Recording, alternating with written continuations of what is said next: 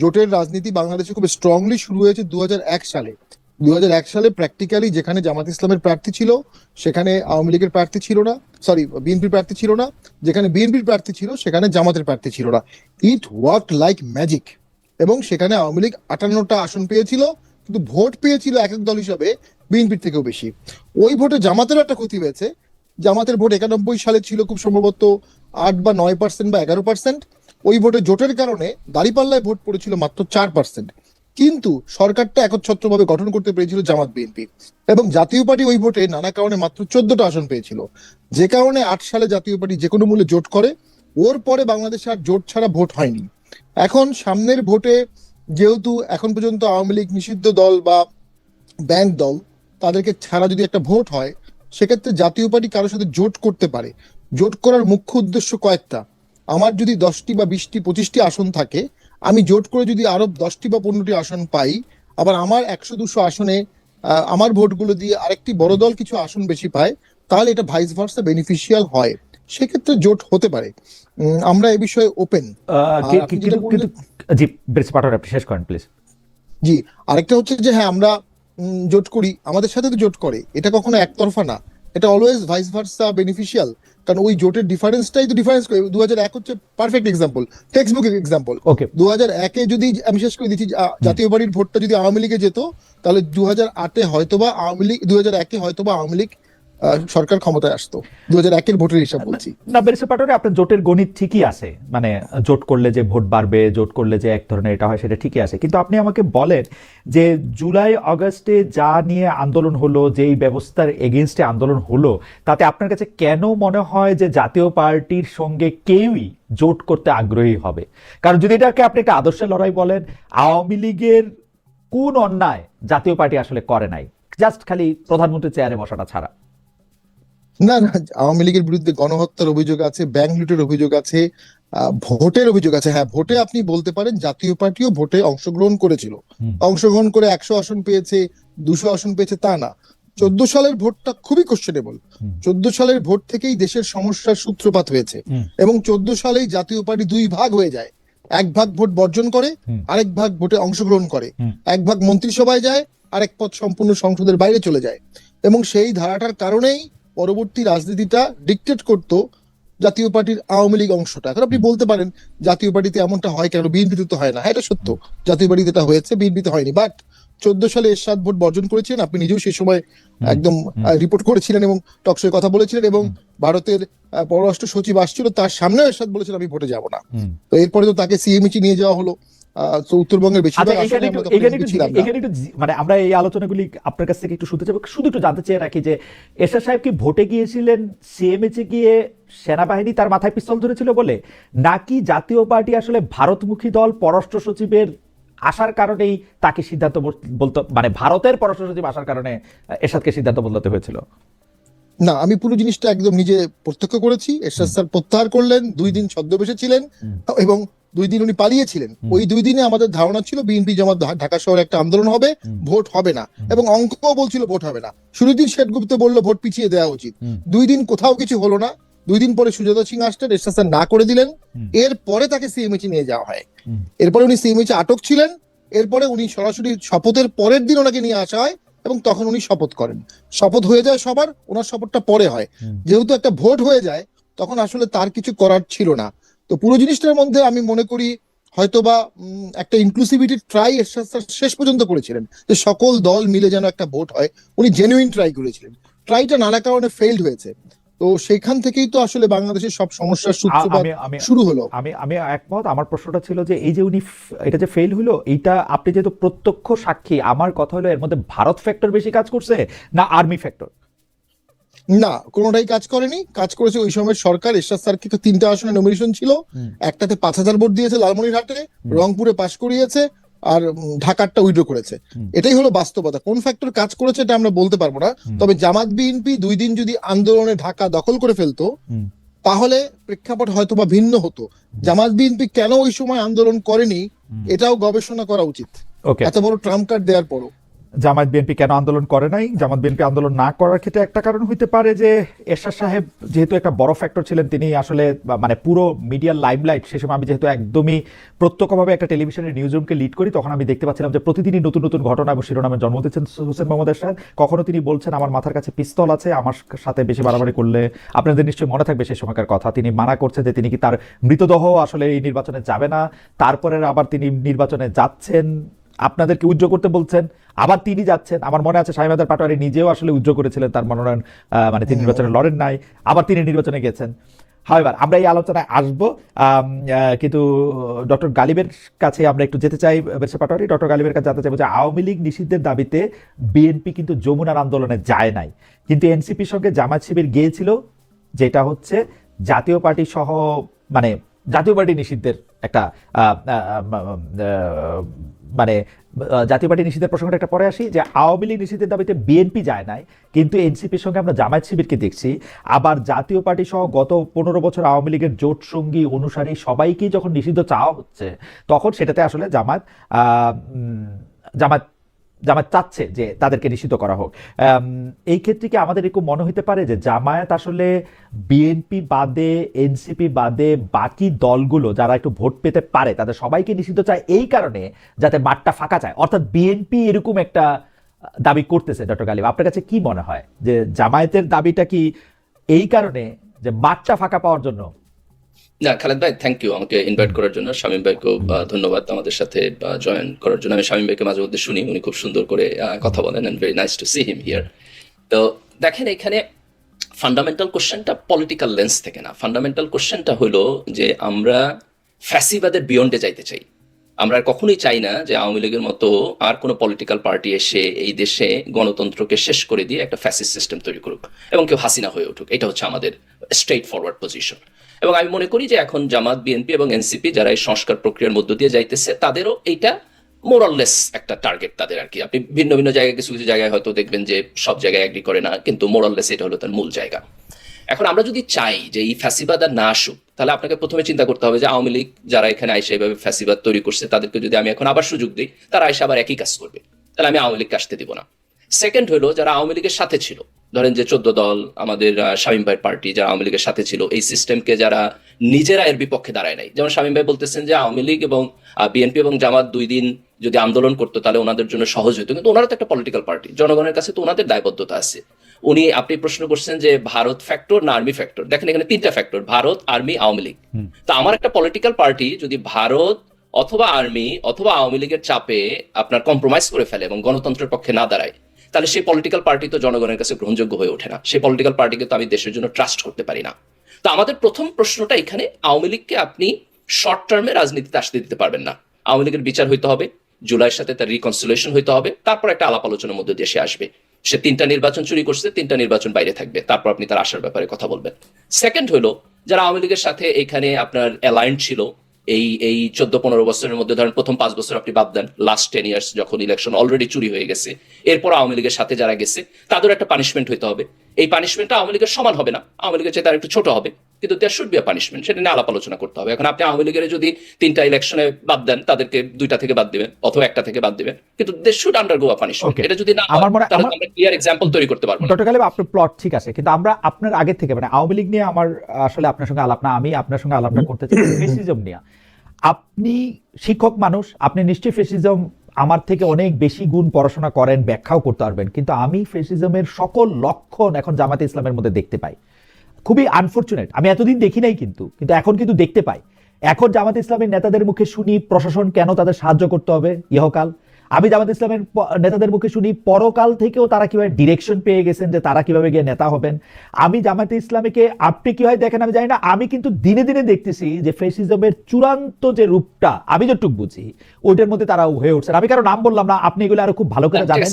ভাই, আমি এটাকে একটু রেসপন্স করি। দেখেন, আপনার যেই জায়গা থেকে প্রশ্নটা আসতেছে এবং যেই ডাটা পয়েন্ট আপনি ইউজ করতেছেন, আমি আপনার সাথে এগ্রি করি, এই ডাটা পয়েন্ট এক্সিস্ট করে, কিন্তু আমাদেরকে যেটা দেখতে হবে যে এই ডাটা পয়েন্ট গুলো কতখানি প্রমিনেন্ট এবং কতখানি ফ্রিকোয়েন্ট এবং কতখানি জামাতের মেইন স্ট্রিম। যেমন আপনি ধরেন, আপনি যদি সোশ্যাল মিডিয়ায় গিয়ে নানান লোকের বক্তব্য তোলেন, অথবা আপনি যদি দেখেন যে সমাজের কোন জায়গায় কি হইতেছে, তাহলে সেগুলোর মধ্যে থেকে এই কনক্লুশন আসাটা কঠিন হবে। আমাদের আরেকটু কেয়ারফুলি এটাকে এক্সামিন করতে হবে। যেমন আমি একটা এক্সাম্পল দিই, যে জামাতের শাহজাহান চৌধুরী কয়েকদিন আগে চট্টগ্রামে যে বক্তব্য দিচ্ছেন প্রশাসন নিয়ে, এই বক্তব্যকে যদি আপনি ফেস ভ্যালুতে ধরেন এবং এটাকে যদি বলেন আপনি যে এটা জামাতের মেইন স্ট্রিম পজিশন, তাহলে আপনার বক্তব্য ঠিক আছে। কিন্তু এট দ্য সেম টাইম আপনি আরেকটা ডাটাকে যদি প্রসেস করেন, যে জামাত তো কয়েকদিন আগে তাদের সেক্রেটারি জেনারেল এক বিবৃতিতে বলছে যে তারা সকল এসপি এবং ডিসি লটারির ভিত্তিতে দিতে বলতেছে, যাতে করে কোনো দলীয় লোক সেখানে না যায়, যে লটারি হোক, লটারির ভিত্তিতে যারে পড়ে তারে দিবে। তো এটা যখন জামাতের পজিশন, তখন তো আপনার এই ডাটার কাজ করতেছে না, সে আসলে ফ্যাসিবাদ চায়। তো আপনি আসলে এটাকে যদি এইভাবে দেন যে আমরা জুলাইয়ের পরেও বাংলাদেশের রাজনীতিতে অনেকগুলো এলিমেন্ট হিয়ার অ্যান্ড দেয়ার দেখি যে যেটা আসলে এই ফ্যাসিবাদী প্রক্রিয়াটাকে আবার ফিরায় আনার অথবা তাদের মধ্যে নিজেরা পাওয়ারে গেলে এক ধরনের ফ্যাসিবাদী প্রক্রিয়ায় যাইতে পারে, এই সম্ভাবনা উকিঝুঁকি দেয়, আমি আপনার সাথে ডিসএগ্রি করবো না। কিন্তু আপনি যদি কনক্লুশন টানতে চান যে আমি জামাতকে স্পেসিফিকলি এই প্রবণতার মধ্যে দেখি, তাহলে আমি বলবো যে না, তাহলে আমাদের কেস বাই কেস যাইতে হবে যে জামাতের পার্টির স্ট্যান্ড কি, কোথায় তার লিডাররা কি বলতেছে। ওকে, আমরা পার্টি স্ট্যান্ড নিয়ে একটু ডক্টর কালিম আপনার সাথে কথা বলি। আপনার সাথে আপনি যে 2-3টা ব্যাপার বলছেন যে এটা আসলে আমরা জামায়াতের বক্তব্য হিসাবেই দেখবো কিনা।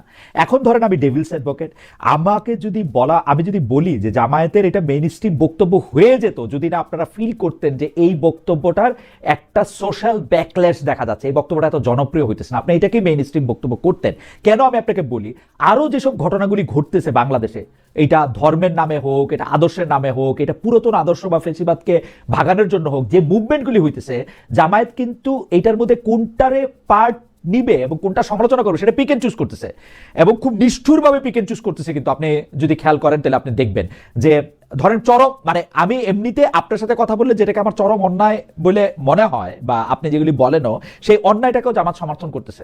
আমি আবারও উদাহরণ দিলাম না, উদাহরণগুলি নিশ্চয়ই আপনার সামনে আছে। কয়েকদিন আগে যেই উদ্দেশ্যে একটা কারাগারে লোক নিক্ষেপ হোক, অন্য একটা জায়গার কিছু ভেঙে দেওয়া হোক, অন্য একটা কিছুর পুড়িয়ে দেওয়া হোক, এগুলির ব্যাপারে আপনাদের অবস্থানটার ক্ষেত্রে আমি বলতেছি, জামাতের অবস্থানের ক্ষেত্রে বলতেছি। জি না, আমি যদি আপনি এখানে এভাবে আসেন যে বাংলাদেশের রাজনৈতিক সংস্কৃতি এখনো যথেষ্ট পরিমাণ গণতান্ত্রিক হয়ে ওঠে নাই, এবং রাজনৈতিক দলগুলোর যে আভ্যন্তরীণ আন্ডারস্ট্যান্ডিং, সেই আন্ডারস্ট্যান্ডিংকে যদি আপনি আনচেকড ছেড়ে দেন, তাহলে আমরা একটা ভালো গণতন্ত্র পাবো না। আপনি যদি এই কথা বলতে চান, আমি আপনার সাথে 100% এগ্রি করি। দেখেন, গণতন্ত্রে আমরা যে সেপারেশন অফ পাওয়ার বলি, যে নির্বাহী বিভাগ, বিচার বিভাগ এবং আপনার সংসদ আলাদা থাকবে, কেন বলি? কারণ আমরা মানুষকে ট্রাস্ট করি না। আমরা মনে করি মানুষের হাতে অ্যাবসলিউট পাওয়ার দিলে তারা অ্যাবসলিউটলি করাপশন করবে।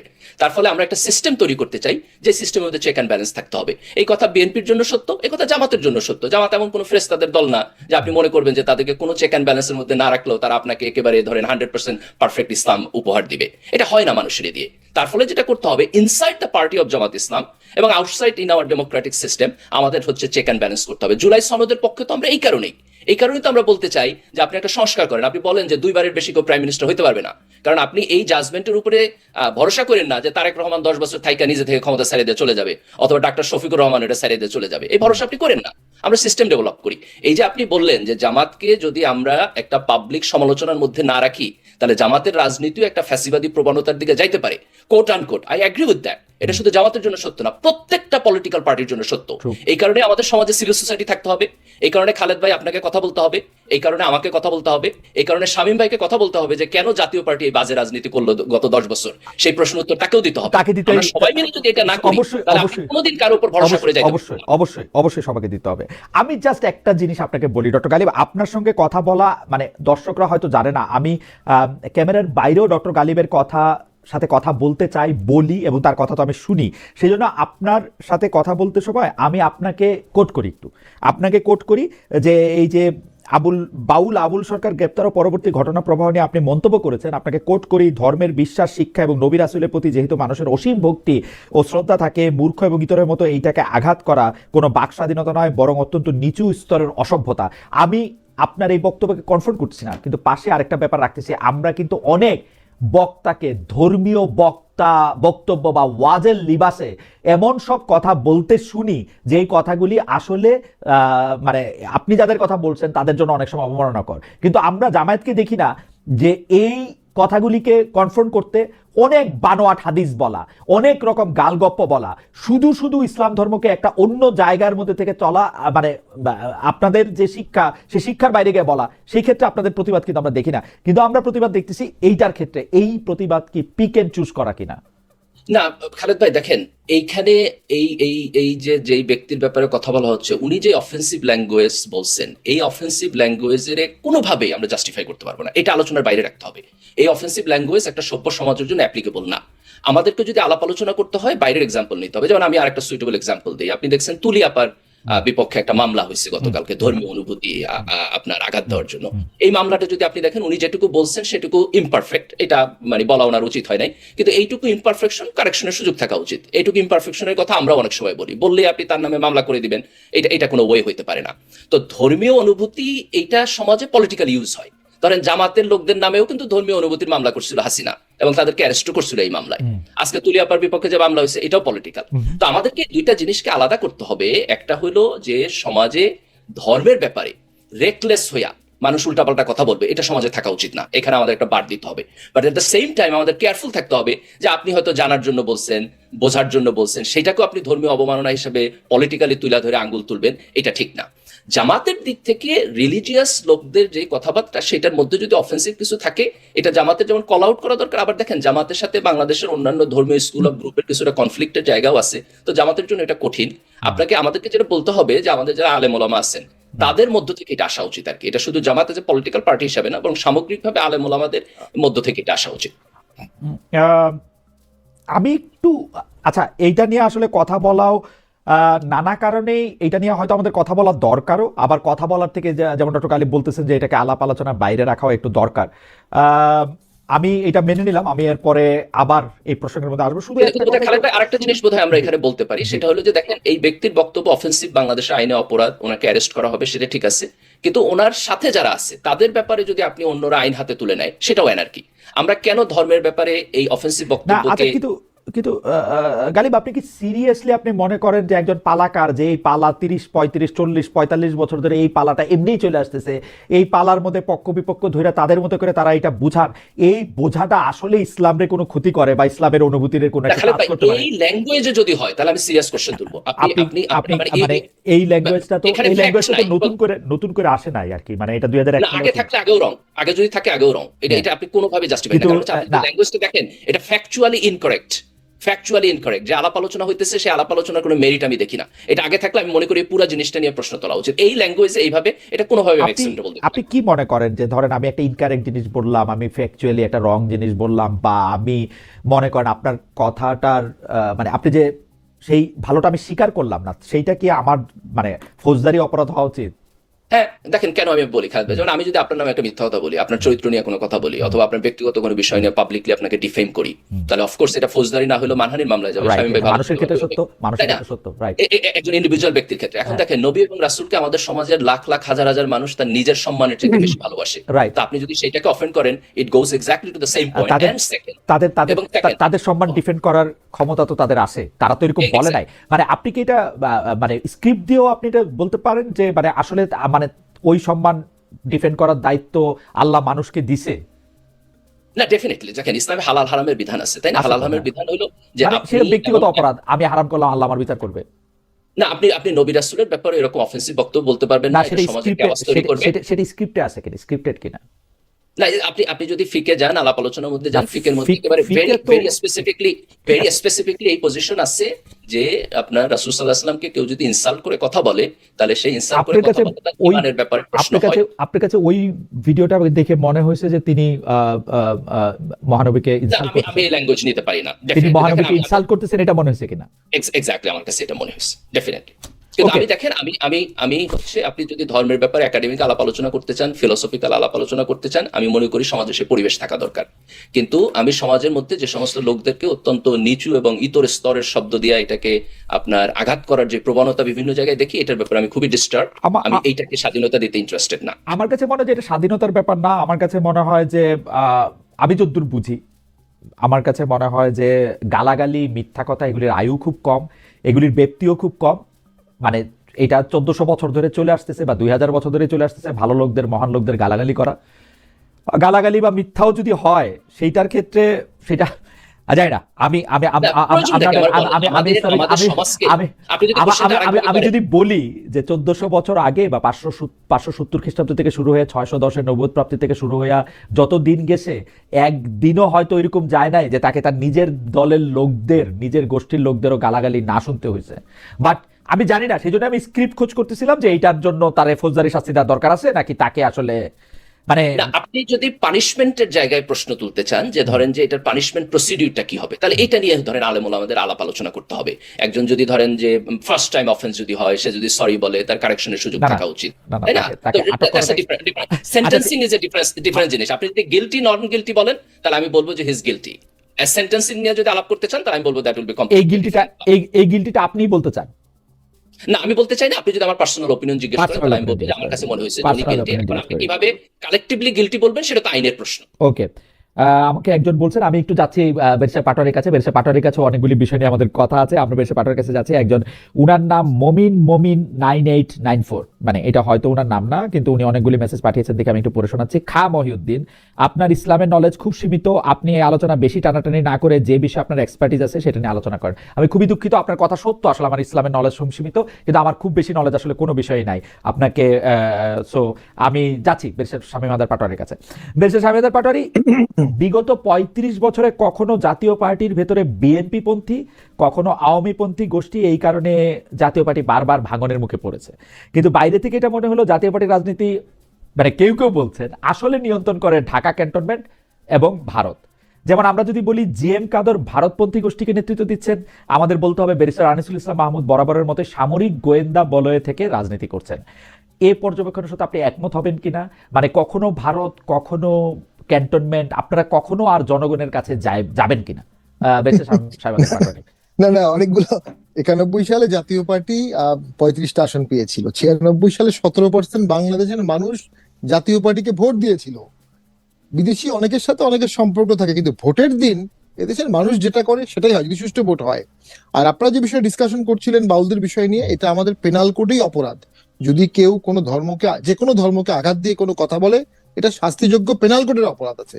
আপনি নুপুর শর্মার এক্সাম্পল দেখেন, ভারতে বিজেপির নেতা, বাগ্মী নেত্রী, অসম্ভব কথা বলতেন।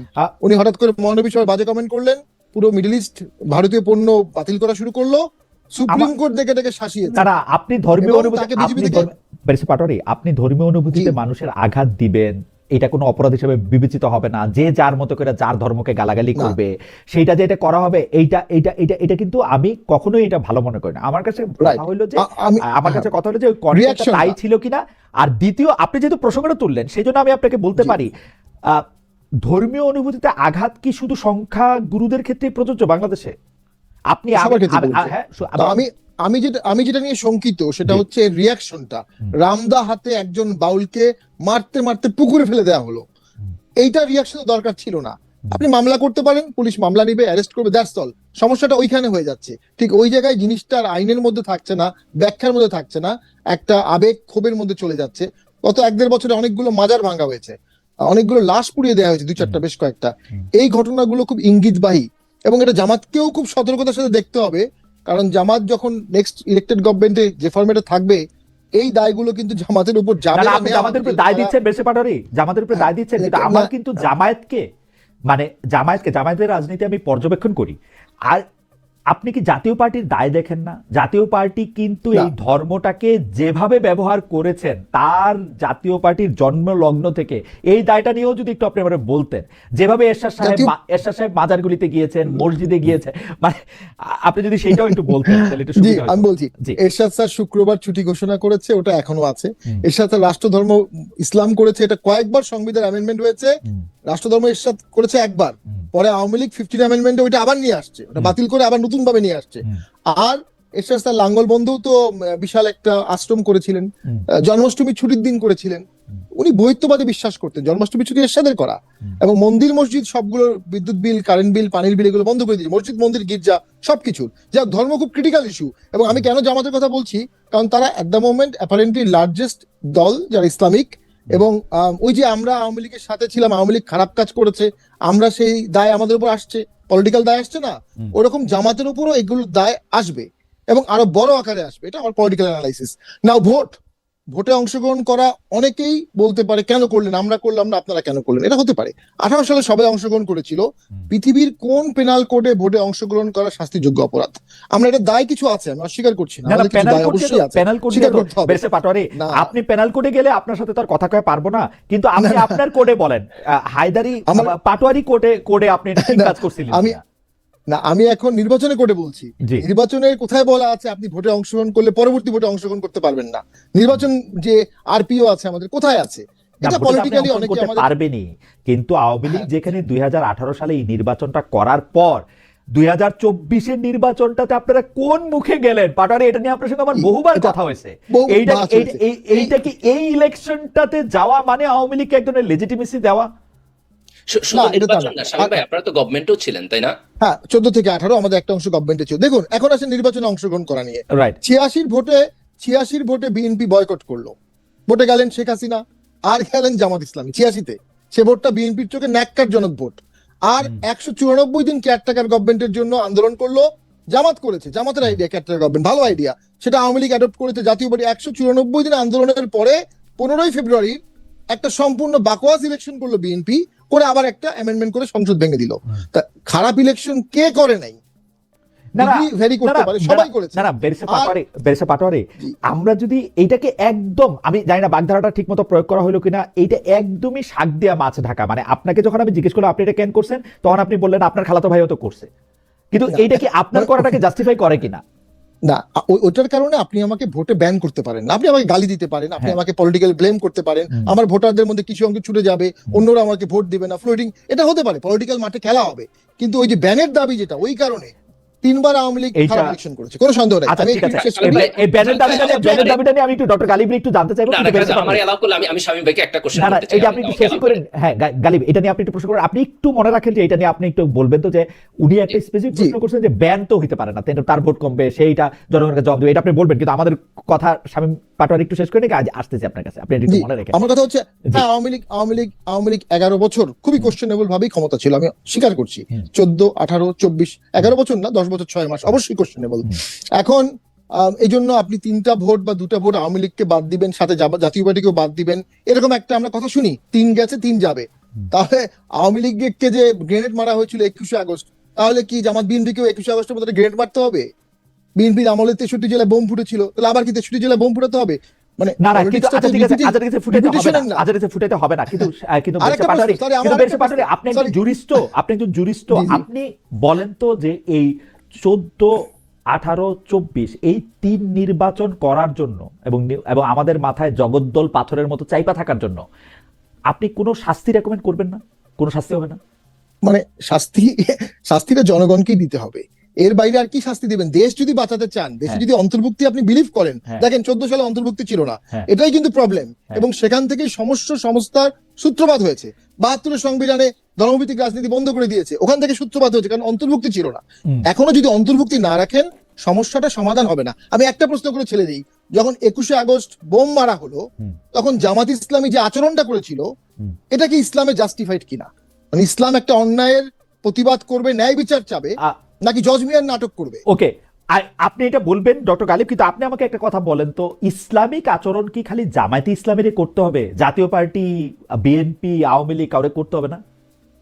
ইসলামের স্পিরিট সবাইকেই নিতে হবে, কিন্তু জামাত যেহেতু জামাতে ইসলামী, ইসলামিক স্পিরিটে আপনি 3টা উদাহরণ দিলেন, শুক্রবার ছুটি করছে, ইসলাম ধর্ম রাষ্ট্র করছে, আর কোন ভাবে ইসলামরে অনুসরণ কইরা একটা মানে মানে যেটাকে বলে হচ্ছে যে আপনি তো অন্যায়কারীর সাথে থাকতে পারবেন না, আপনি তো যে দেখুন, চোর তার সাথে থাকতে পারবেন না, আপনি চোরের সাথে শুধু থাকেনই নাই, সে চোরকে মহান বানাইছেন, এটা কেমনে সম্ভব? দেখুন, একটা বাস্তবতা হলো খালেদ ভাই, আমি হ্যাঁ। যেটা অনুভব করছি বাংলাদেশে থেকে ঘুরে ফিরে, এবং হ্যাঁ। মহাসচিব হওয়ার পরে সব জেলার খবর আসে, হুম। দেশে ইসলামাইজেশনের একটা নীরব বিপ্লব হয়ে গেছে। হুম। এই 8 সাল থেকে 24 সাল পর্যন্ত আওয়ামী লীগের যারা ইয়াং কিশোর বালক, তারা যুবক হয়েছে আওয়ামী লীগের খারাপ কাজ দেখে দেখে। না। তারা আওয়ামী লীগের কাজটার কারণেই সেটাকে ইন্ডিয়ারও খারাপ কাজ ভেবেছে, অ্যান্টি ইসলাম কাজও ভেঙেছে, এবং তারা ইসলামের দিকে ধাবিত হয়েছে, রাইট অর রং, কিন্তু তাদের মধ্যে একটা Islamic political party, Islamic political চেতনা চরম ভাবে আসছে। এটা তো কোনো অন্যায় কিছু না, ডেমোক্রেটিক্যালি আসছে, যেটা আপনার ছাত্র সংসদ নির্বাচনে দেখতে পাচ্ছি আমরা। কিন্তু প্রবলেমটা হলো যে এটার সাথে 71-এর একটা কনফ্লিক্ট তৈরি হয়ে যায় অনেক সময়। তো ভবিষ্যৎ বাংলাদেশ কিন্তু শার্প দুভাগে ভাগ হয়ে যাবে, একটা হবে প্রো 71 মোরাললেস, না। আরেকটা হবে অ্যান্টি, আমি শেষ করে দিচ্ছি, জি। অ্যান্টি 71। এইখানে বিএনপির মতো মধ্যপন্থার দলগুলো খুব ডিফিকাল্টি ফেস করবে, দেখা যাবে জামাত এবং আওয়ামী লীগই আবার স্ট্রংলি দুটো পক্ষ লিড করবে, এটা সম্ভাবনা কিন্তু আছে। আমি ব্যারিস্টার পাটোয়ারি একটা কথা বলে রাখি, আমি আপনার এই বক্তব্যের সাথে আমি একমত না। বাংলাদেশে ইসলামাইজেশন হয় নাই, বাংলাদেশের তরুণরা ইসলামিক রাজনীতির দিকে গেছে, সেটা আমি মানি না। এটা আমি তখনই মানবো যখন আমি দেখবো বাংলাদেশের লোক ঘুষ খায় না, বাংলাদেশের লোকজন অন্যায় করে না, মিথ্যা কথা বলে না। এইটাকে যে ইসলামাইজেশন বলে, এই ইসলাম আমি মানি না। এই মুখে আমাকে 2টা গালি দিয়া 4টা এটা করে এটার মধ্যে ইসলাম প্রতিষ্ঠিত না। যেদিন থেকে বাংলাদেশের মানুষ বলতে পারবে যে আমি ঘুষ খাই না, আমি টেন্ডারবাজি করি না, আমি অন্য জায়গায় কোনো অন্যায় করি না, তখন আমি বুঝবো যে এটার মধ্যে ইসলামাইজেশন হয়েছে।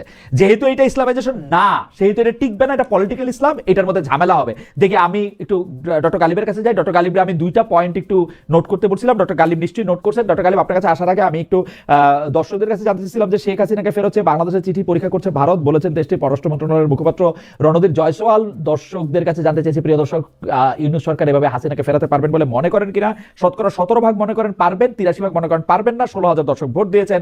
ডক্টর গালিব, এইটার মধ্যে 2টা প্রশ্ন।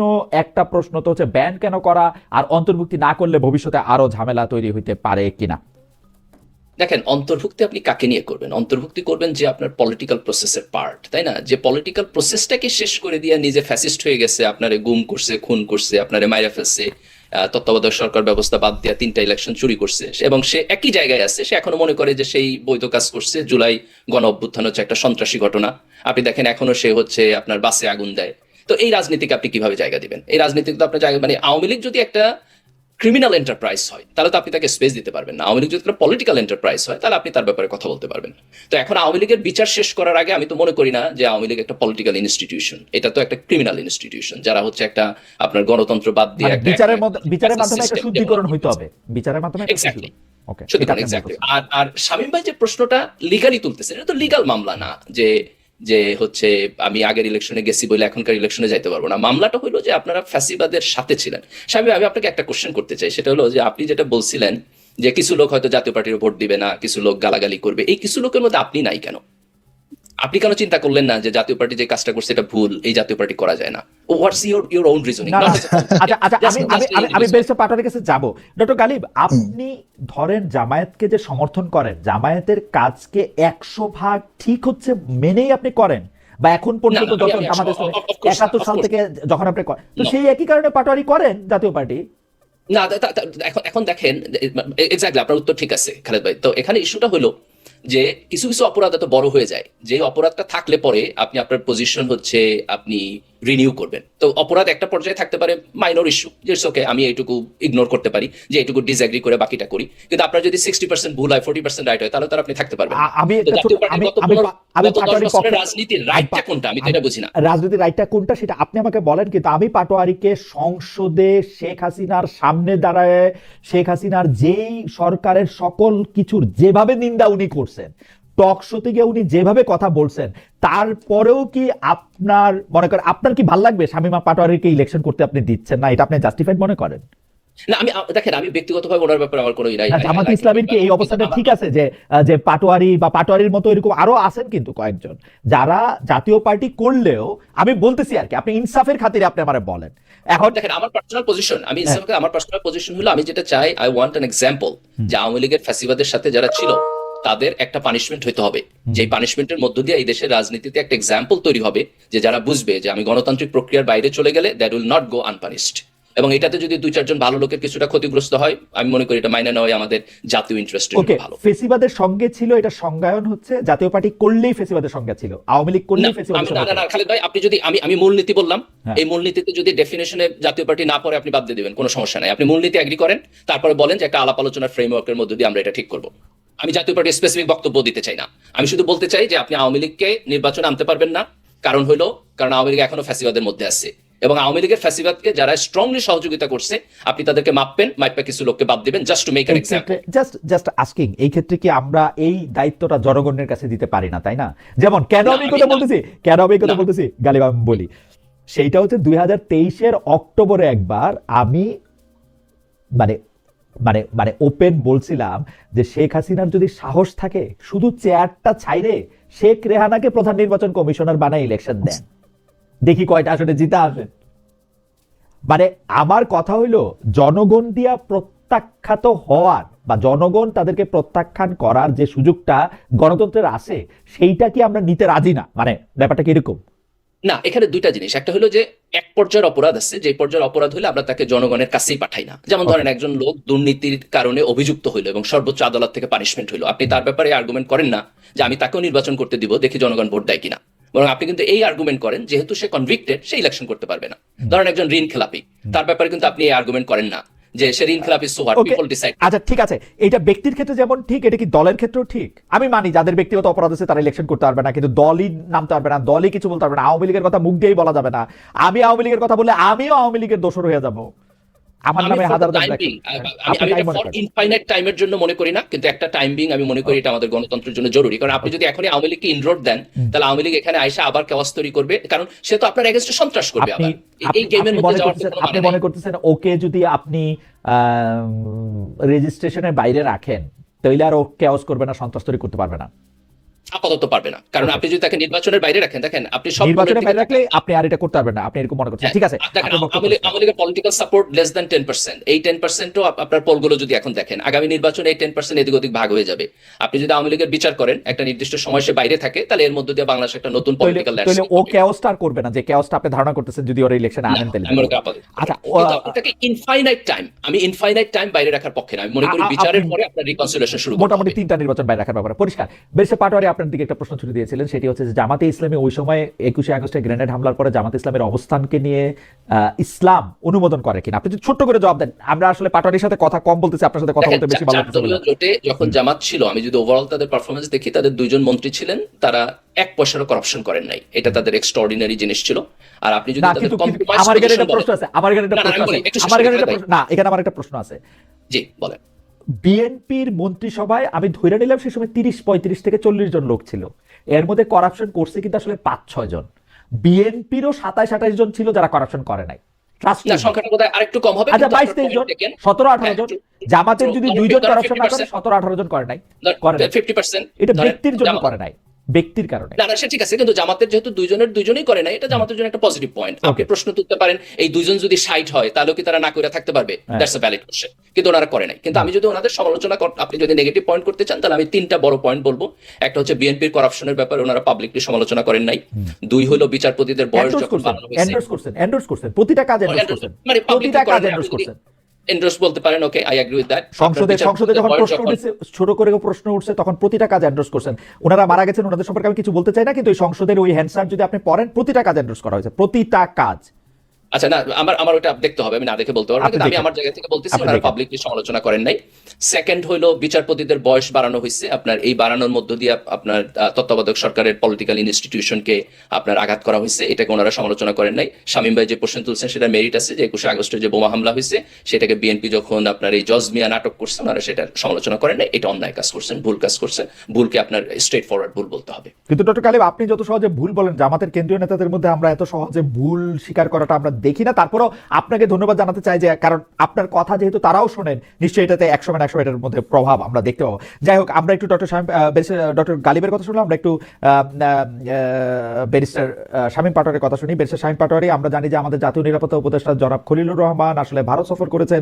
তিনি ভারতের নিরাপত্তা উপদেষ্টা অজিত দোভালের সঙ্গে বৈঠক করেছেন এবং বিভিন্ন গুরুত্বপূর্ণ বিষয়ে আলোচনা করেছেন, কিন্তু আমাদেররা এখনো জানি না যে এটার মধ্যে কি আলোচনা হয়েছে। আমরা কিন্তু এর আগে দেখছি যে জাতীয় পার্টি প্রধান ভারত সফর করতেন, ফিরে এসে সাংবাদিকদের বলতেন কিছু বলা যাবে না। আমার কাছে মনে আসে যে আমি একবার চেপে ধরছিলাম যে আপনাকে বলতেই হবে, আপনি বলবেন না কেন? আপনি একটা দলের, একটা বিরোধী দলের প্রধান, তিনি, আপনি এটা কেন বলবেন না? মানে কিন্তু তিনি আমারও বলেন নাই।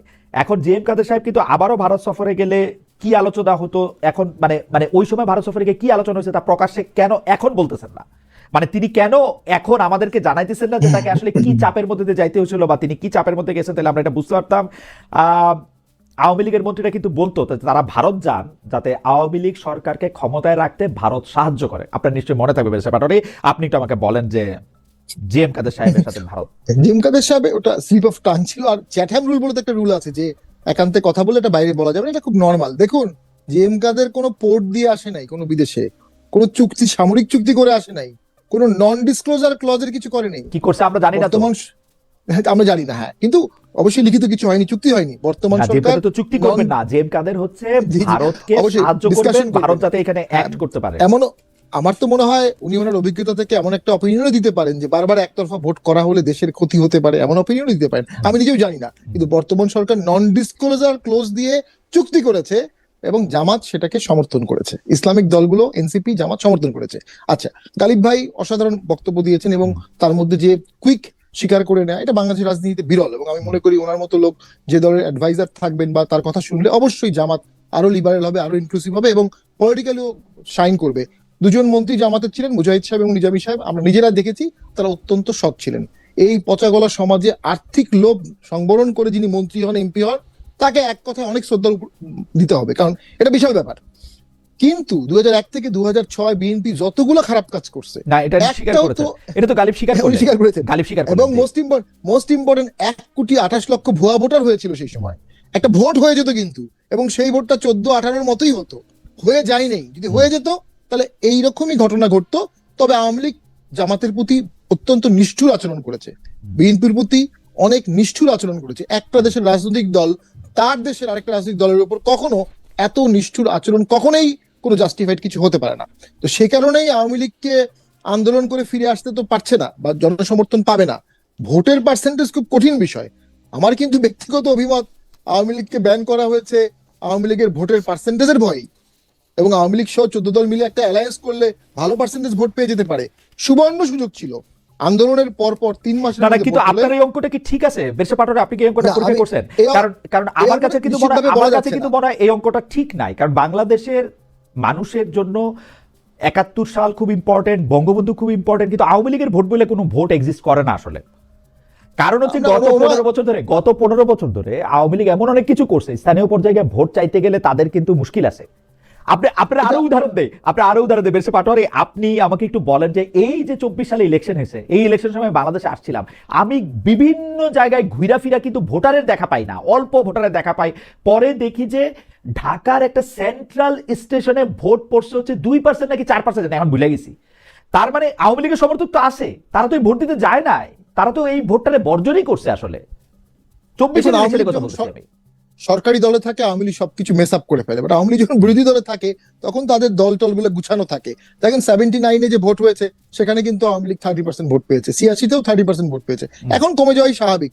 তবে একটা কনসিডারেবল পোর্শন অফ জনগণ তো তাদের সাথে আছে, এবং 32 নম্বর ভাঙা বা বিভিন্ন কারণে তারা একতাবদ্ধ হয়েছে, মানসিকভাবে একতাবদ্ধ না না, হয়েছে। সেটা তো আপনি যত অত্যাচার করবেন, আপনি যত নিষিদ্ধ করতে বলবেন, আপনি যত অত্যাচার করবেন, আপনি তাদেরকে দেখলেই মাইন্ড দিবেন, দেখলেই বলবেন যে না তোমাদেরকে আর পাতেই দেওয়া যাচ্ছে না, তখন তারা ডাকুই হবে, আর কি হবে। সবচেয়ে মানে এক্সাম্পল হচ্ছে জামাত ইসলামী।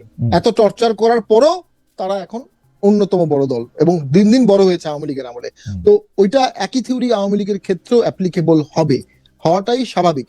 একটা ভোট বাদ দিতে পারতেন। আমি গালিব ভাইয়ের সাথে একটা কথা বলবো, গালিব সাহেবের সাথে, যে হ্যাঁ ব্যাংকরাপরা কিন্তু ভোট করতে পারবে না, হত্যার কনভিক্টেড আসামি ভোট করতে পারবে না। আওয়ামী লীগের বিরুদ্ধে তো কোনো অর্ডার আসে নাই, আওয়ামী লীগের বিরুদ্ধে এই মুহূর্তে কোনো মামলা নাই এজ এ দল। মানে যে ব্যান অর্ডারটা করা হয়েছে এটা কিন্তু লিগালি সাস্টেইনেবল না। যে গণহত্যার অভিযোগ থাকার কারণে আওয়ামী লীগকে সাময়িকভাবে কার্যক্রম নিষিদ্ধ করা হলো। গণহত্যার অভিযোগ হচ্ছে আওয়ামী লীগের নেতৃবৃন্দের বিরুদ্ধে, আওয়ামী লীগের বিরুদ্ধে মামলা হয়ে যেতে পারতো, একটা রায়ও হয়ে যেতে পারতো, হয়নি। তাহলে গভর্নমেন্ট নিজেও কিন্তু ওই অপশনগুলো ওপেন রেখেছে। কেন রেখেছে গভর্নমেন্টই জানে, কিন্তু জিনিসটা ডিফেক্টিভ হবে যে আপনি টেম্পোরারি ব্যান অর্ডার দিয়ে একটা স্থায়ী ইলেকশন তো স্থায়ী, 13 ইলেকশন তো, ত্রয়োদশ ইলেকশন তো একবারই হবে, এরপরটা হবে 14তম। তো ওই টেম্পোরারি ব্যান দিয়ে আপনি কাউকে একটা স্থায়ী ইলেকশনে ব্যান করতে পারেন না।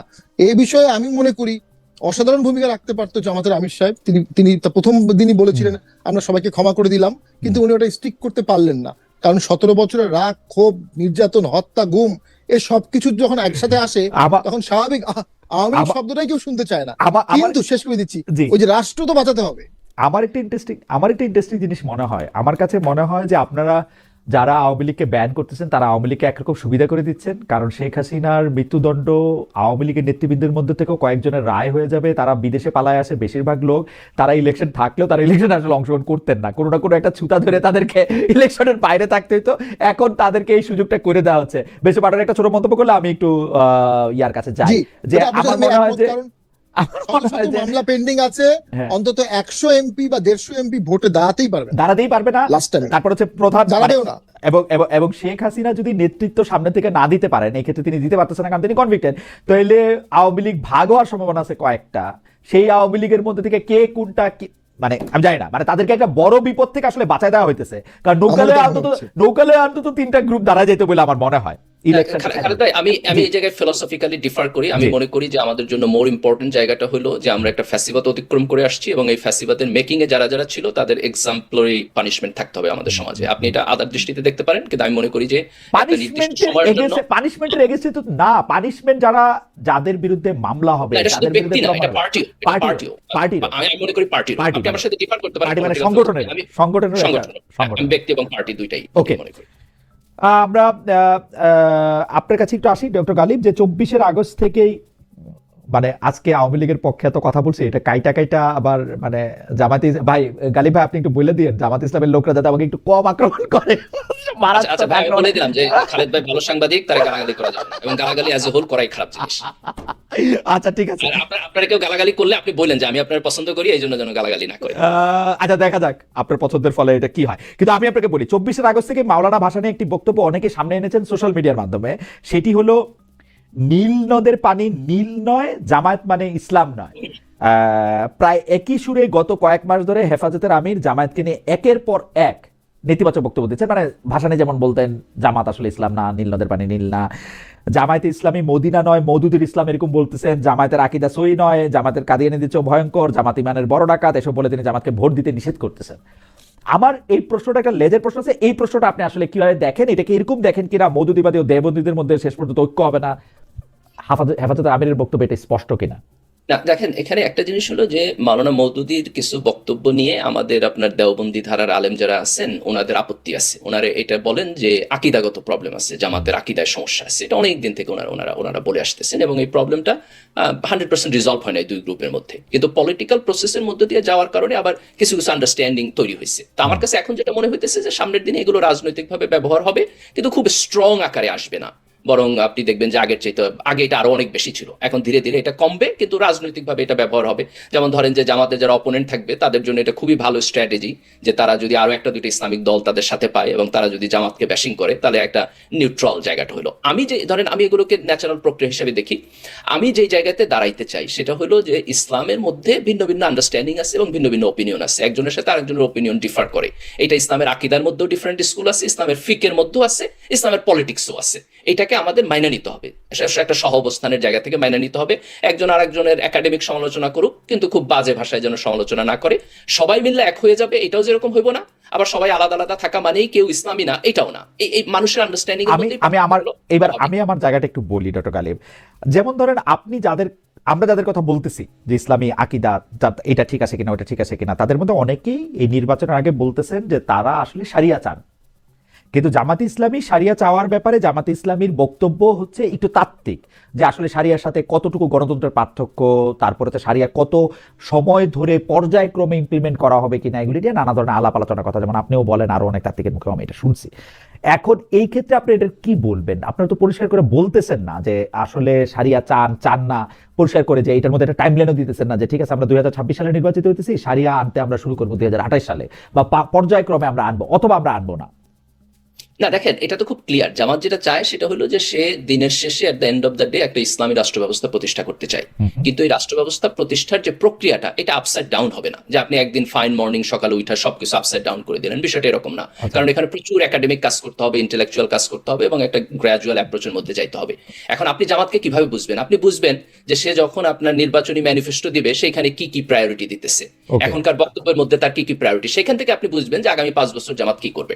যেমন ধরেন জামাতের আমির এবং নায়েবে আমির দুইজনেই কিন্তু আপনার বোধহয় 5 দফা কর্মসূচির কথা বলছেন। তারা শিক্ষা ব্যবস্থার পরিবর্তন করবেন, এমপ্লয়মেন্ট তৈরি করবেন, চাঁদাবাজি বন্ধ করবেন, সন্ত্রাস বন্ধ করবেন। তো আপনাকে বুঝতে হবে এইটাই তার ইমিডিয়েট পলিটিক্যাল প্রায়োরিটি না, এটা ইমিডিয়েট পলিটিক্যাল প্রায়োরিটি হোক। আপনি বলতেছেন জামাতে ইসলামী একটা ইসলামী রাষ্ট্র ব্যবস্থা কায়েম করতে চায়।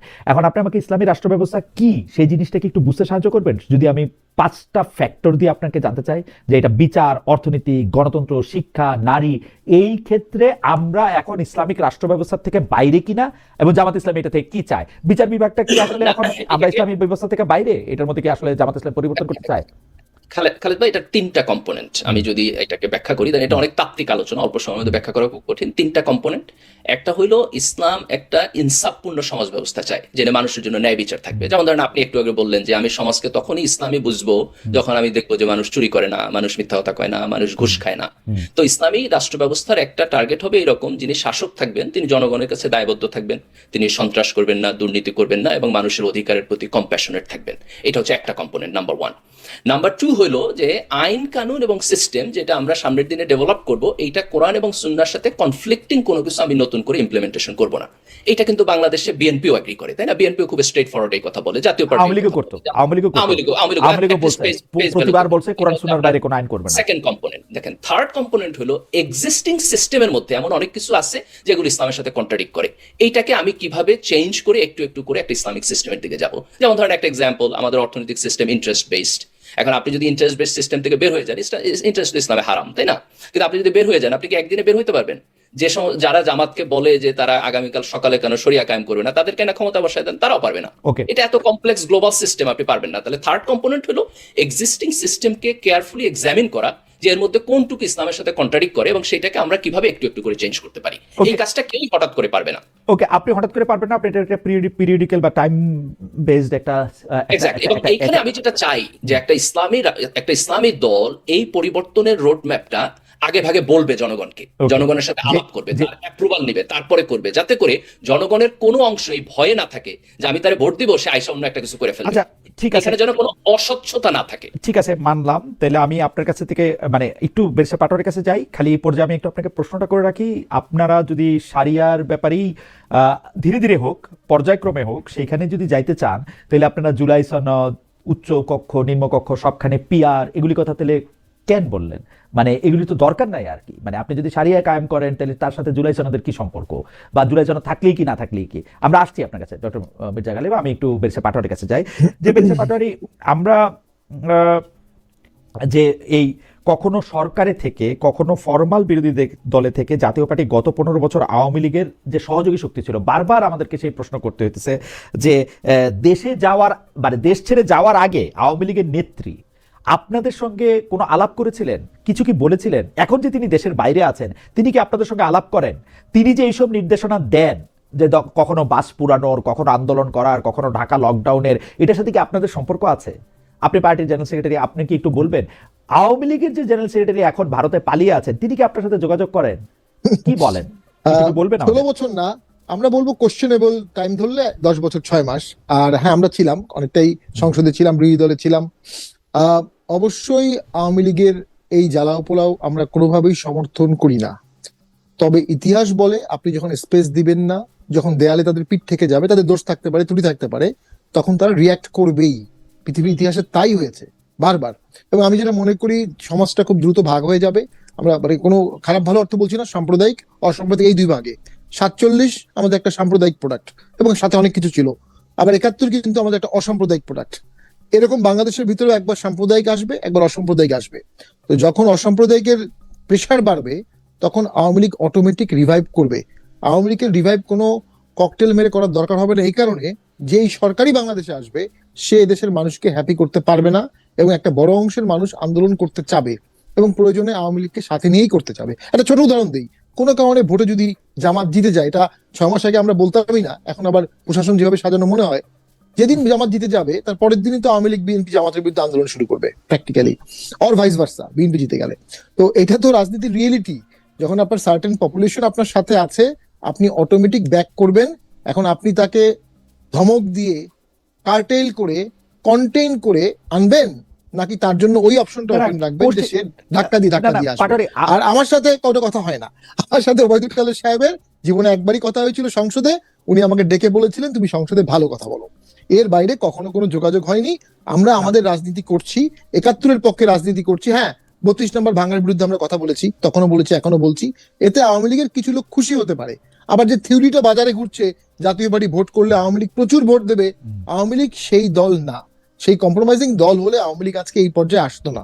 আওয়ামী লীগকে ভোট থেকে বাদ দেওয়া হলে তারা ভোটটা প্রতিহত করবে। এবং আমি জাস্ট একটু বোঝার জন্য পাটোয়ারি, যে মানে বেশি পাটোয়ারি, যে আওয়ামী লীগের সাথে যে অনেক লোকজন আছে, সেইটা আমরা কি করে বুঝতেছি যে আওয়ামী লীগের সাথে অনেক জনগণ আছে? না, এটা একটা কারণ হচ্ছে আওয়ামী লীগ 4th জেনারেশনের দল হুম। এবং সুবিধাভাগী প্রচুর ক্লাস তারা গত 15 বছরের ক্লাস, আমি যেহেতু এমপি ছিলাম আমি দেখেছি ধানের লাইসেন্স, গমের লাইসেন্স, ধানের চালের কোটা, অনেক কিছু মিলে একটা সুবিধাভোগী ক্লাস তারা তৈরি করতে পেরেছে গত 10-15 বছরে। এই সুবিধাভোগী ক্লাসটা যারা সুবিধা ভোগী ক্লাস না, এটা তারা তো- চেয়ারে না থাকলেও কি দলের প্রতি লয়াল থাকে? না, একটা অংশ থাকবে, একটা অংশ থাকবে না। আবার বর্তমান সরকার যে বেটার কিছু দিতে পারছে, বিশাল একটা অসাধারণ সিঙ্গাপুর মালয়েশিয়া করছে, যদি বর্তমান সরকার সিঙ্গাপুর মালয়েশিয়া করতে পারতো, মানুষ সব দল ভুলে এই সরকারকে করতো। যেহেতু বর্তমান সরকারও ফেইল্ড, সামনে একটাও বিশাল কিছু করতে পারবে না, অটোমেটিক যার যার দলীয় রাজনীতি সেটা ফিরে আসবে কম বেশি, যেহেতু কেউই এটাকে লিউকিয়াং এর মতো কিছু করতে পারবে না অথবা মালয়েশিয়ার মতো করতে পারবে না, সেরকম কোনো সম্ভাবনা আমরা দেখি না। তাহলে আপনি মনে করতেছেন যে আওয়ামী লীগের একটা জনসমর্থন এখন রয়েছে, যে আওয়ামী লীগের জনসমর্থন আছে এখন কোনো একটা গোষ্ঠী বা কোনো একটা নেতার কথায় তার অবস্থান ঠিক করবেন, পরিবর্তন করবেন, এরকম মনে হচ্ছে? না, এতটা বলতে পারবো না আমরা, কারণ অনেকগুলো ডাইনামিক্স থেকে একটা তো স্বীকার করতে হবে, আওয়ামী লীগের পতন হয়েছে, আওয়ামী লীগ পালিয়েছে। এবং আমি আমি আমি আমি একটু এই অঞ্চলের যদি আমি রাজনৈতিক ইতিহাসগুলির দিকে যদি আপনাকে একটু তাকাইতে বলি, যে কংগ্রেস তো বিলুপ্ত, মানে বিলুপ্ত আমি বলবো না, কিন্তু কংগ্রেসের তো অনেক দূর পর্যন্ত কমে তাদের পতন, গিয়েছিল। অনেক দূর পর্যন্ত তাদের পতন হয়েছে। পশ্চিমবঙ্গে সিপিএম এর তো আমরা আসলে চিহ্ন সেই অর্থে দেখি না। পাকিস্তানের মধ্যেও আসলে আমরা ওই যে ওই পার্টিটার নাম ভুলে গেলাম এখন, ওদের ওদের ওদের ওদের তো আসলে মুসলিম লীগ চলে গেছে। হ্যাঁ, মুসলিম লীগ নাই হয়ে গেছে। তাহলে এরা নাই হয়ে গেছে, আওয়ামী লীগ যে নাই হবে না, এটার কারণটা কি? মানে এটা মানে কেন নাই হবে না ওরা? হ্যাঁ, হতে পারে, যে কোনো দলই নাই হতে পারে। ওই যে জামাত যে নাই হলো না, জামাত তো টিকে গেল এত কিছুর পরেও, ফাঁসি দিল, জোর করে ফাঁসি দিল, আইন পরিবর্তন করে কাদের মোল্লাকে ফাঁসি দিল, জামায়াতের কিন্তু সাথে জামাত তো জামায়াতের বিশাল ভাবে সাথে টিকে গেল। জামায়াতের সাথে যদি ধর্মের এরকম একটা ওতপ্রোত বন্ধন না থাকতো, তাহলে জামাতের ব্যাপারেও অনেক সন্দেহ ছিল যে টিকতো কিনা। আমার এটা ব্যক্তিগত ঠিক, আমার ব্যক্তিগত প্রশ্ন। আমি আমি আমি আপনার সাথে একমত। তবে কারণ ক্ষেত্রে বাংলাদেশের মানুষ জামায়াতের যত ডক্টর শফিকুর রহমান বা তার আগে যারা নেতৃবৃন্দ ছিলেন তাদের দেখে দলটা করেন আসলে জামায়াত কি বলতে চায়, ওই যে ইসলামী রাষ্ট্র শাসন ব্যবস্থার কথা বলতে চায়, সেই জন্য করে না, পাশাপাশি ওই যে আওয়ামী লীগ 71 নিয়ে আসবে, 71 আছে, 71 এফেক্ট হবে, এই থিওরি আসবে, এই প্রোপাগান্ডা আসবে, এই ন্যারেটিভস আসবে। হ্যাঁ, তো যেমন যে খালেদ ভাই, আমি একটু একটা মিনিট বলি। হ্যাঁ, পাটোয়ারি বলা হয়তো শেষ নাকি শেষ করবেন? কারণ জি, আমি- জি, আমি- জি, শেষ। জি, জি, ডক্টর খালিদ। আমি এখানে খুবই স্ট্রংলি ডিসএগ্রি করি, কারণ জি। এই আলোচনা অ্যাজ ইফ যে ধরেন আওয়ামী লীগের একটা সরকার ছিল, সে হয়তো ছোটখাটো একটা আন্দোলনের মধ্য দিয়ে ক্ষমতাচ্যুত হয়েছে, No, no. আবার ফিরে আসবে, এরকম মনে হচ্ছে। কিন্তু No. মাঝখানে একটা গণ অভ্যুত্থান হয়ে গেছে, মাঝখানে আপনার 2000 লোককে তারা খুন করছে, তারা সবাই তরুণ, তাদের বয়স 15, 20, 25 বছর। আপনার 20-25 হাজার লোকের আহত করছে, হেলিকপ্টার দিয়ে গুলি করছে, ট্যাঙ্কের উপরে উঠাইয়া মেরে ফেলছে। এই তরুণ প্রজন্ম এই দেশে থাকবে আরো 40-50 বছর, যার বয়স এখন ধরেন যে 20 বছর, সে আরো 50 বছর এই দেশে থাকবে। সো আপনি আওয়ামী লীগকে জাস্ট একটা স্বাভাবিক প্রক্রিয়া চিন্তা করা, আমি মনে করি না যে না, ডক্টর কালিম, that's doable. এই 2000-এর হিসাবটা কি অগাস্ট 15 ইউএন এদের পর্যন্ত? কারণ হচ্ছে বাংলাদেশ আমি শুধু অগাস্টে যখন গণ অভ্যুত্থানটা হচ্ছে তখন 5 পর্যন্ত 5 পর্যন্ত আপনি 5 আগস্ট পর্যন্ত বলতেছেন, যেহেতু 2000 লোককে মারা হয়েছে, বহু লোককে পঙ্গু করা হয়েছে, সেহেতু এত সহজে আওয়ামী লীগ ফিরে আসবে বা আওয়ামী লীগকে নিয়ে এত সাধারণ আলোচনা করা যাবে বা স্বাভাবিক আলোচনা করা যাবে সেটা আওয়ামী লীগ তো একটা জেনারেশনাল ট্রমা তৈরি করছে। আপনি তো এই জেনারেশনাল ট্রমাকে আন্ডারস্টিমেট করতে পারবেন কেন না, তাই না? আপনারা যেমন ধরেন- কেন আপনারা এটাকে শেখ হাসিনা এবং তার সরকারের মানে ইয়া করার ট্রমা আপনি বলতেছেন না, এটাকে আওয়ামী লীগের ট্রমা কেন বলতেছেন? মানে এটা আমি একটু বুঝতে চাই। দেখেন, শেখ হাসিনা কে? সে তো আওয়ামী লীগের না সভানেত্রী। না, আমি শেখ হাসিনাকে কোট করি, তা আমাকে ছাড়া আওয়ামী লীগের সকল ব্যক্তিকে কেনা যায়, আমি আওয়ামী লীগ না, শোনেন, এগুলো রেটরিক কথাবার্তা, কিন্তু না, আপনি রেটরিক কয়েকটা না তো, জিনিস দেখতে রেটরিক হবে। না তো। আপনি শেখ হাসিনা সর্বশেষ মন্ত্রিসভায় দেখেন, আওয়ামী লীগের পাবেন না খুঁজা। কেন আওয়ামী লীগ পাবেন না? আর শেখ হাসিনা বাংলাদেশ কে আওয়ামী লীগ না এখানে? তার যে আমি স্বরাষ্ট্রমন্ত্রী বলি না, আমি যে বলতেছি হচ্ছে সে আওয়ামী লীগ না, প্রথম কে কি জয় বাংলা? আপনি দেখেন, প্রথম এখানে সারির আওয়ামী দুইটা লীগের জিনিস না, হলো, আমি বলি প্রথম সারির আওয়ামী লীগের না, প্রথম সারির আওয়ামী আওয়ামী লীগ যে লীগের না। বেসিসের উপর দাঁড়ায় আছে, হ্যাঁ, ধরেন জয় বাংলা স্লোগান কি ব্যবহার করে নাই এই ফ্যাসিবাদ তৈরি করার জন্য? ধানমন্ডি 32 কি তার সিম্বল ছিল না? মুক্তিযুদ্ধকে কি সে বিক্রি করে নাই? না না, এটা কি সেগুলিকে হাসিনা বিক্রি করছে, কিন্তু একজন সেগুলি ব্যক্তি হিসেবে তো আসে নাই এখানে। সেগুলি বিক্রি করছে, কিন্তু তার সেগুলি ব্যক্তি দায়, তার মন্ত্রিসভার তার যেই লোকজনগুলি, সেগুলি তার ব্যক্তি দায়। আমি তার বারবার বলতেছি, এর কোনোটাই সে করে নাই। এই কারণ কইরা একটা কাজও, যেমন ধরেন সংবিধানের কথা আমি বলি, সংবিধানে গুম খুনের কথা আছে। আর আওয়ামী লীগই তো আসলে, আপনি 32 নম্বরের কথা বলতেছেন, 32 নম্বরে যে লোকটা মারা গেছে সপরিবারে, সেই লোকটা আওয়ামী লীগ করতো না শেষ পর্যায়ে গিয়া, সে করতো আরেকটা দল। দেশে বাকশাল করতো আর কি। কিন্তু হ্যাঁ, আচ্ছা, হ্যাঁ। আপনি এই কথা বলেন খালেদ ভাই, আজকে পর্যন্ত আপনি আওয়ামী লীগের একজন নেতা পাইছেন যে বলছে যে শেখ হাসিনা আমার দলটারে শেষ করে ফেলছে? না, অনেক লোকরে আপনি চান্স দিলে বলবে এই কথা, আপনি চান্সই দিচ্ছেন না। আপনি তো আওয়ামী লীগের লোক, আপনি তো চান্সই দিচ্ছেন না। আপনি জিজ্ঞেস করে দেখেন বহু লোক এই কথা বলছে তার দল শেষ করে ফেলছে, তার দল যে শেষ হয়ে গেছে কারো না কারোর জন্য তো শেষ হয়েছে, শেখ হাসিনার জন্য শেষ হয়েছে, সেই জন্য সে ফেরার, সেই জন্য সে মানুষের কাছে দাঁড়ে দাঁড়ে ঘুরে। তাদেরকে বলেন এটা বলতে, আরো বেশি বেশি বললে তখন আপনার দেখবেন মানুষের জনমত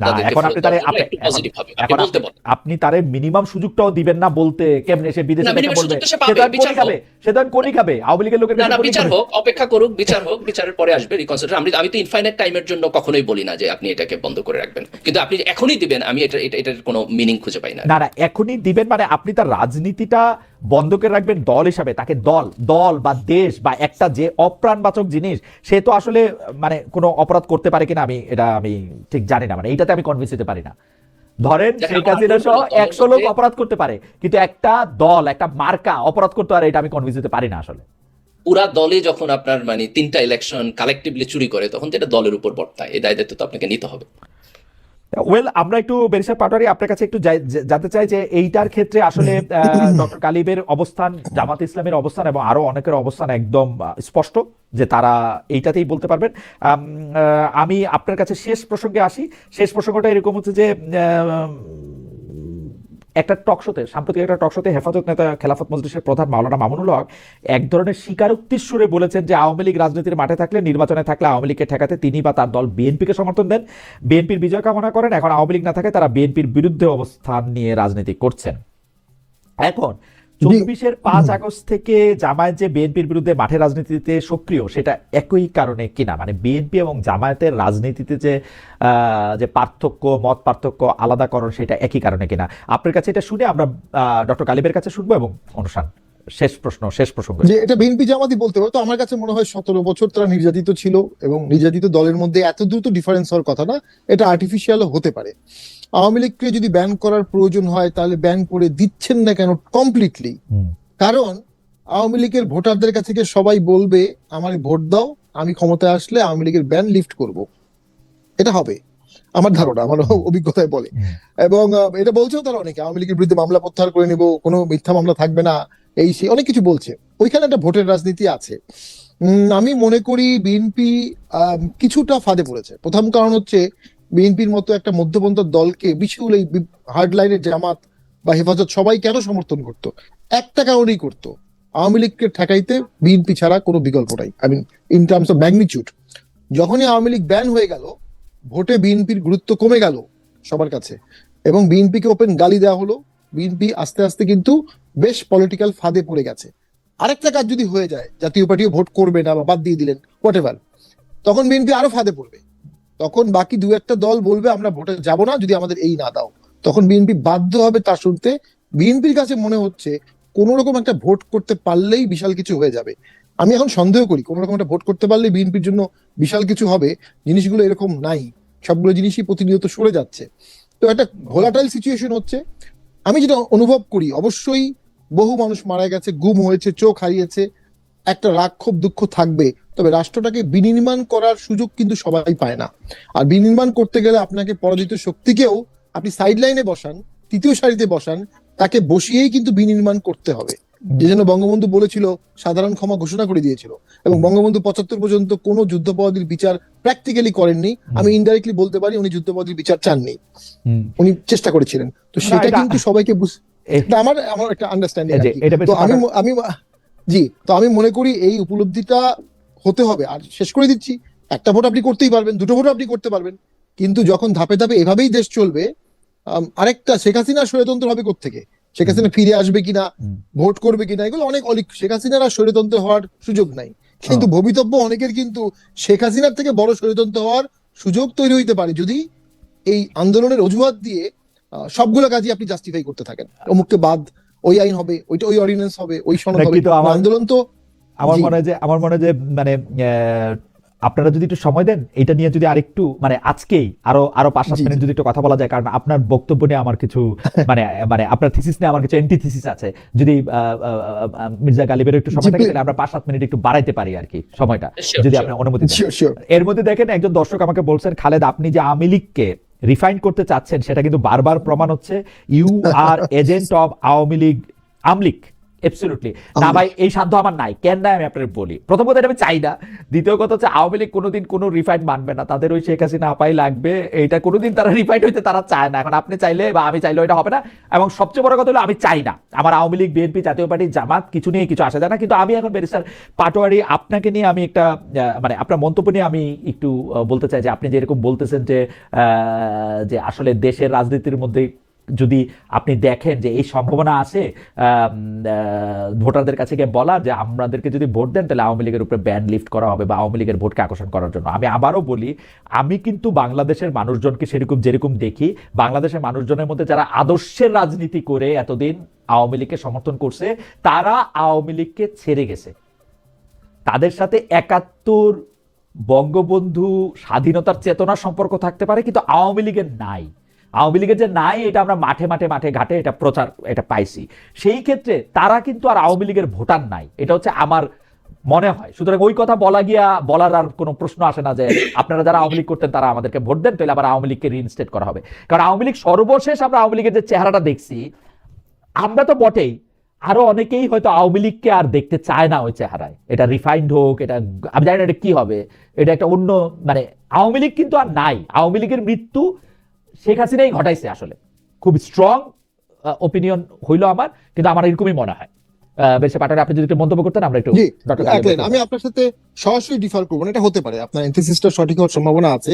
তো ওই জন্যই তো আওয়ামী লীগকে ভোট করতে দিলে আওয়ামী লীগ ৫-৭% ভোট পেতো, জীবনে আর মুখ ফুলে কথা বলতে পারতো না। এখন আওয়ামী লীগ ভোট করতে না পারলে বলবে আমরা ভোটে জিততাম, এই জন্য আমাদেরকে ভোট করতে দেয়নি, এই সুযোগটা পেয়ে যাচ্ছে। ওকে, আমরা একটু ডক্টর গালিবের কাছে যাই। যে ডক্টর গালিব, আপনারাও কৌশলে আওয়ামী লীগের ভোট টানতে চান। আপনাদের যেসব প্রার্থীরা আছেন, আপনি এখন এটা বলতে পারেন, এটা কেন্দ্রের কথা না, আপনাদের প্রার্থীরা কিন্তু এই রোজা যেরকম, পূজা সেরকম ধরনের কথা থেকে শুরু করে আমরা মানে আওয়ামী লীগের বিরুদ্ধে মামলা কারা করছে দেখো, বিএনপি এরা করছে, আমরা অত দুষ্ট না, বিএনপি যত দুষ্ট আওয়ামী লীগের জন্য, ওইরকম ভাবে কথা বলতে চান। এটা কি ওই ভোটগুলির জন্যই? এটা স্থানীয় পর্যায়ে যারা বলে, আমি যদি মানে অবজার্ভ করার চেষ্টা করি তাহলে আমি এগ্রি করি, হ্যাঁ স্থানীয় পর্যায়ে আওয়ামী লীগের ভোট আছে বলে তারা মনে করে, এবং সেই জায়গা থেকে হয়তো কেউ এটা করার চেষ্টা করতেছে, এবং এটার মধ্যে দিয়ে তারা যদি আওয়ামী লীগের ক্রিমিনাল অ্যাক্টিভিটিসকে নর্মালাইজ না করে এবং তাদেরকে যেন বিচারের বিয়ন্ডে কোনো এক্সকিউজ না দেয়, এটা হচ্ছে আমাদের দেখার জায়গা। কিন্তু আমি ওভারঅল যেটা মনে করি যে বাংলাদেশের ভোটিং ল্যান্ডস্কেপ পরিবর্তন হইতেছে। বাংলাদেশের একটা ইয়াং প্রজন্ম এখন আছে, এবং এই প্রজন্ম মোর দেন প্রায় 50% ধরেন, তাদের ইনফরমেশন নেওয়ার প্রসেস আগের চাইতে ডিফারেন্ট, অ্যানালাইসিস করার প্রসেস ডিফারেন্ট, এবং তাদের প্রায়োরিটি ডিফারেন্ট।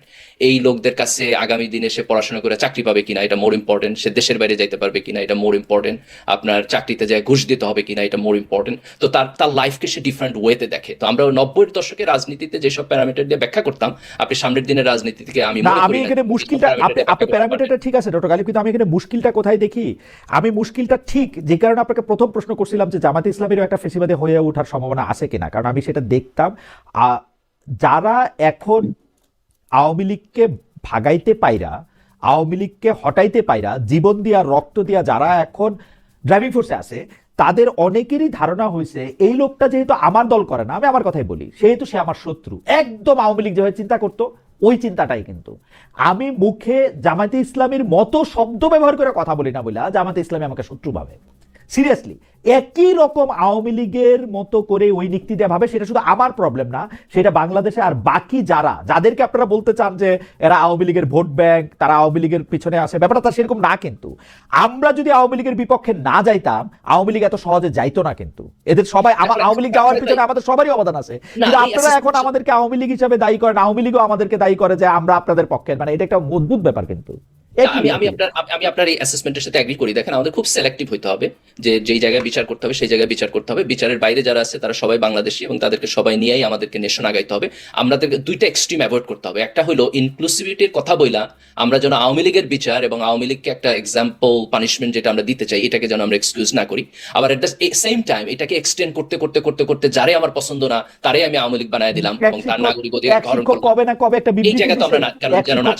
বিবৃতি দিছে, সে সে হয়ে গেছে দোষর, এখন তারে কিছু বলা যাবে না। টক শোতে আব্দুল নূর তুষার সাহেব কোনো একটা কথা বলে যে হ্যাঁ তুমি তো শেখ হাসিনাকে প্রশ্ন করে, এই জন্য তুমি কোনো কথা বলবা না, মানে কি কোথায় গিয়ে এটা শেষ হয় আমি দেখেন, বুঝি না। সমাজের মধ্যে এই সংগ্রাম আগেও ছিল, সামনেও থাকবে খালেদ ভাই, এবং এটাকে আমাদেরকে ট্যাকেল করতে হবে। আমাদেরকে সবাই মিললে, আমরা যে যে দল সমর্থন করতে পারি, ডাজ নট ম্যাটার, যখন দেশের প্রশ্ন আসবে, একটা ভালো গণতান্ত্রিক সিস্টেমের কোশ্চেন আসবে, তখন আমাদেরকে আমাদের ভয়েস রেস করতে হবে।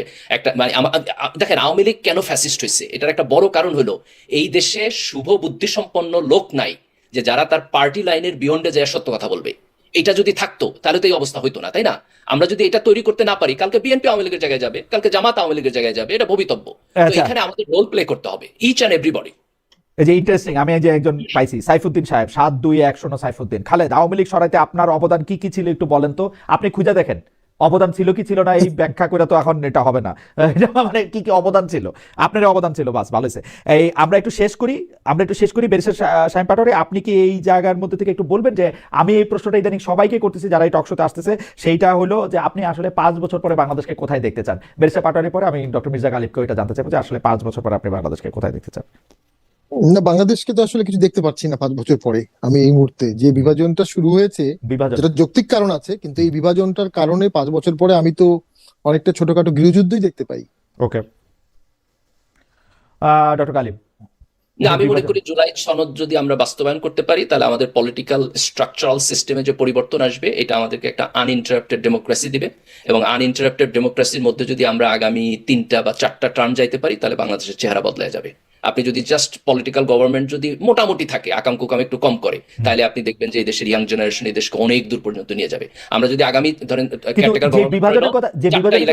বিভাজনের কথা গণতান্ত্রিক এনভায়রনমেন্টের মধ্যে এটা কমে আসবে, আমি মনে করি যে খালেদ ভাই আগেও বলছি যে সরি শামীম ভাই, যে 10 সেকেন্ড বলবো, এই মুহূর্তে কিন্তু গত 1 বছর বাংলাদেশে তরুণদের সর্বোচ্চ লেভেলের পলিটিক্যাল এম্পাওয়ারমেন্ট আছে এট দ্য মোমেন্ট, প্রশাসনে সব জায়গায়। আমরা কিন্তু খুব ভালো কিছু পেলাম না গত 1 বছরে। একটু ট্রায়াল এররের মধ্যে দিয়ে যাইতে হবে শামীম ভাই, হঠাৎ করে আসছে তো। Let give them. দেখেন, আমার মনে হয় যে we need a democratic process, uninterrupted democratic process. এটার মধ্যে যদি আমরা থাকি, তাহলে আপনি দেখবেন এটা অটোমেটিকলি ডেভেলপ হবে। এই যে আজকে সোশ্যাল মিডিয়ায় আপনি যে অ্যাংরি রিয়াকশন দেখেন, এটাও কিন্তু হাসিনার সময় ডেমোক্রেসি ছিল না বইলা। এটা যদি আপনি একটা গণতন্ত্রের মধ্যে যান, তাহলে আপনি দেখবেন যে অ্যাংরিনেসটা কমে আসবে, মানুষের চিন্তায় আরো পলিশড মানে ভাব আসবে। তো আমার বোধ হয় যে আমাদের একটা ট্রায়াল এন্ড এরর টাইমের মধ্যে দিয়ে যাইতে হবে, এবং প্রিকন্ডিশন হলো একটা আনইন্টারাপ্টেড ডেমোক্রেসি থাকতে হবে।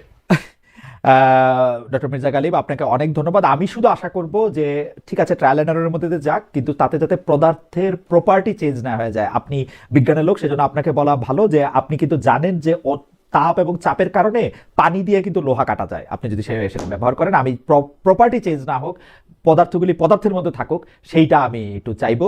আর ব্যারিস্টার শামীম পাটোয়ারি যেটি বলতেছেন, আপনাকে আমার কোনোদিন এত নেতিবাচক আমার কোনোদিন মনে হয় নাই। আমি আশা করি যে আপনার এইবারের প্রেডিকশন ভুল হোক, আমরা বিভাজনের মধ্যে দিয়ে না যায়, আমরা আসলে বিভাজনটা করে আমরা আসলে এটা এফোর্ড করতে পারবো না। আমরা যত বেশি বিভাজিত হবো, আমাদের তত বেশি মনে হয় আমাদের সাধারণ মানুষ তত বেশি সাফার করবে। আমরা চাইবো যে এইগুলি না হোক, ক্ষমতা বা অন্য কোনো কিছু